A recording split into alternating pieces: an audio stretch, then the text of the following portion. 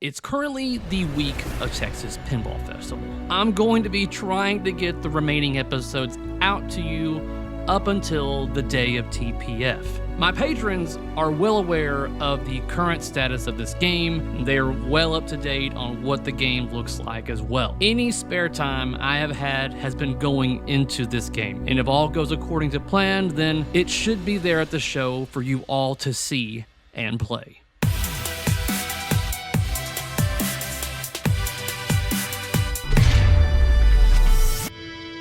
Alright, the illumination harness is installed and complete. Now, let's get the switch matrix one all cleaned up and installed.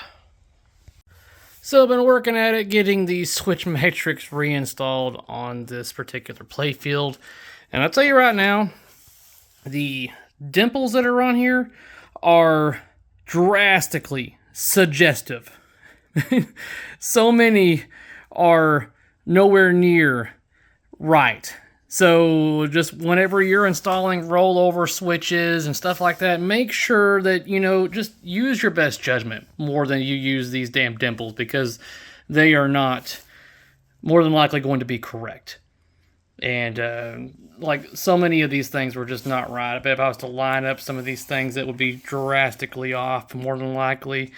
But yeah, so all these rollover switches right here, I was just basically making sure that they're easily movable within the slot and move on to the next one. Same thing with these particular switches right here. Just lined up the circle to that down here, because the actual dot ones are, I can't see, but they're underneath here, but they definitely don't trust these. So bad. I'm just kind of going through, getting a lot of the switches in place, making sure everything's where it's supposed to be. I was dreading this because the switch matrix, getting everything back to where it's supposed to be, is the most challenging part. I mean, everything else I think is going to be pretty straightforward with the solenoids. Underside of the playfield is starting to get more and more built up, getting more and more convoluted. Just installed the subway system. Gonna start getting these targets replaced because these are trash.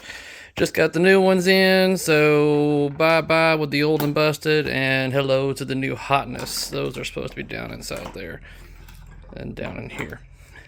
So we're gonna get these micro switches all connected back to the subway system and start getting these targets replaced. And then I think we're going to move on to the next wire harness, maybe? Or more mechs. Maybe more mechs. Yeah, we're going to get the rest of the mechs on here. So we are starting to get the mechs back on here. Working my way through.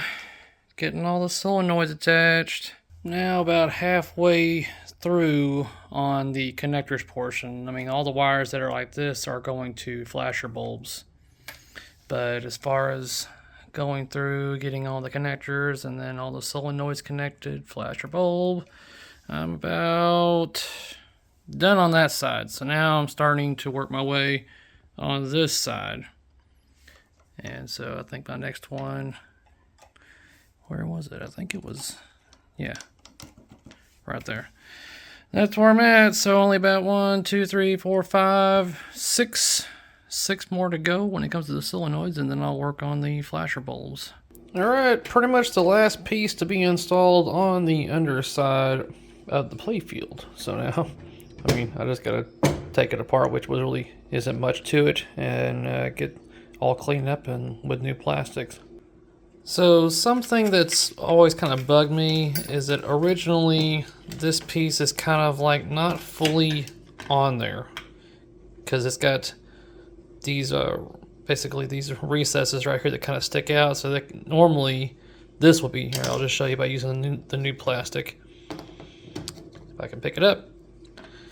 Basically, it does not go flush against there, which would in turn leave me with this gap, which I honestly don't like. So what I'm doing is what I've done to the original here, and I have enlarged the holes to where it's going to fit snug, and it will be flat against it, although the one I've got now is kind of warped, so it wants to stick up, and that's because of the original bulbs and age and everything behind it. But since we're going with LEDs, we're not going to have to worry about that anymore. So going to enlarge these holes so that way it fits nice and snug against this right here. And we shouldn't get any kind of bleeding of light going across to any other ones after that. Ideally, but we'll see. Now I want to make sure that when I install this, that I'm only going to have to install it once and all the lights are going to work. So a method I'm going to do is just a 9-volt battery. So I know that one works.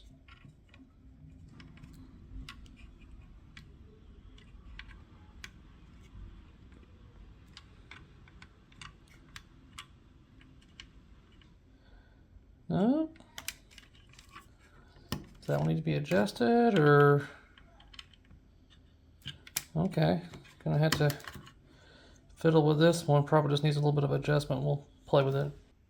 No, it wasn't loose. It's just that all of them are daisy chained together on here, guys, except for this one. This one's all on its own over here on that pin, while the rest of them are on this pin. So, yeah, they all light up and all work. So, I don't have to worry about getting it all connected and it not looking good.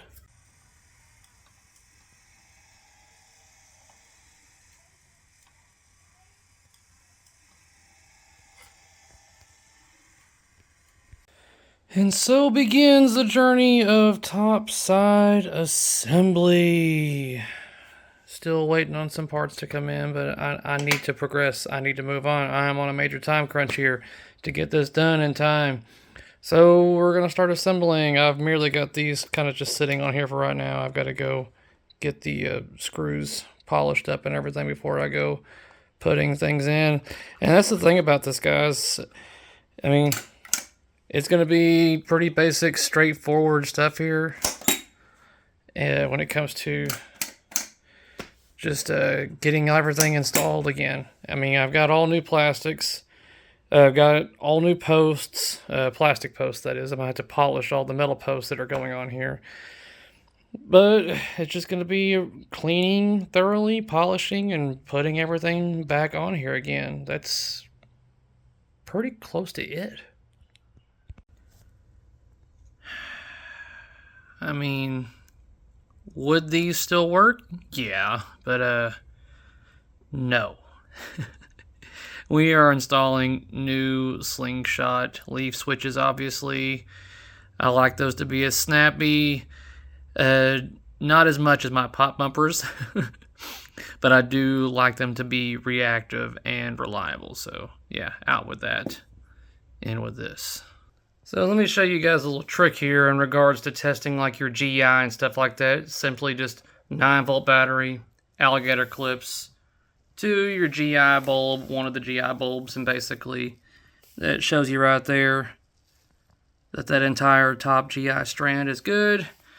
And then you can set your battery down and then take it off of this one, this lead, and then you can try it on another GI lead somewhere else. But it's a good way to test the GI strand, so that way you don't have to worry about getting the play field back in there, turning it on after you got the top side all the way up or whatever, and realize that your GI strand or certain bulb doesn't work. Just a real easy way to test.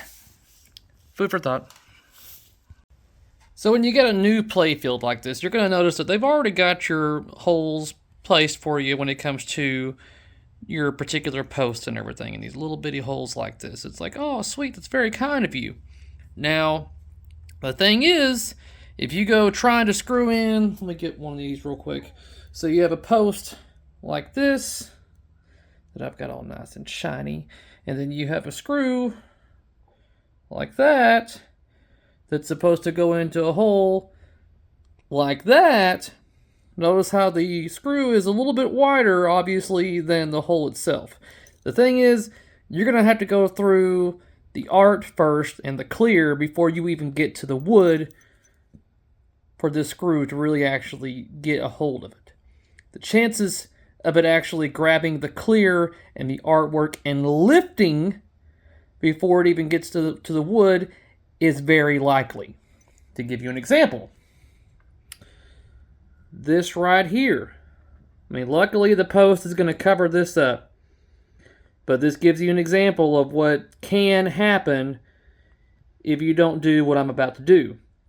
And that is by using a countersink bit and a drill and turning that hole right there, that small one, into something like this.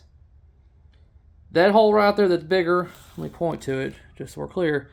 Right there, I've already screwed in that post that made this hole right here. I've already screwed it in and taken it out after using this countersink. So basically all I gotta do, done. That hole is now basically ready to take a screw and it will go into the wood and you won't have to worry about this. Like I said, luckily the post is going to cover it up and this could be a lot worse. Believe me, it could be a lot worse. But that's just something to do, guys, just a extra little precaution. So take note. Top side is well underway. Basically got all the items like this, all my posts that go all the way through the plate field, all the way around. I'm about ready to start busting out all the Ziploc bags and getting each one all cleaned up and start getting this thing all built up. Yeah, this stuff is definitely not going to fit into the tumbler that I've got right there, so we're going to be using the buffer wheel right here, obviously. This is a little bit of time consuming and not really looking forward to it, but we're going to do one piece at a time. All right. All we're waiting on is the new rubbers from Titan Pinball. Once I get the new rubbers, then I can put those on and then put the new plastics down on top of everything. But this is what Earthshaker looks like without plastics or rubbers. Everything all nice and shiny and clean, polished up. Sexy looking. Oh man. But yep, I expect the new rubbers to be in tomorrow. I'm going with translucent, guys. I think that's going to do pretty good with light refraction, dispersion across the plate field and stuff like that. Worst case scenario, I don't like it, then I'll run over to Eric's and I'll get different ones. But that's what we're going with. Got the new speaker decal and everything on here. All the switches are nice and clicky and responsive. Subway and the VUX system works. Oh man, but there you go.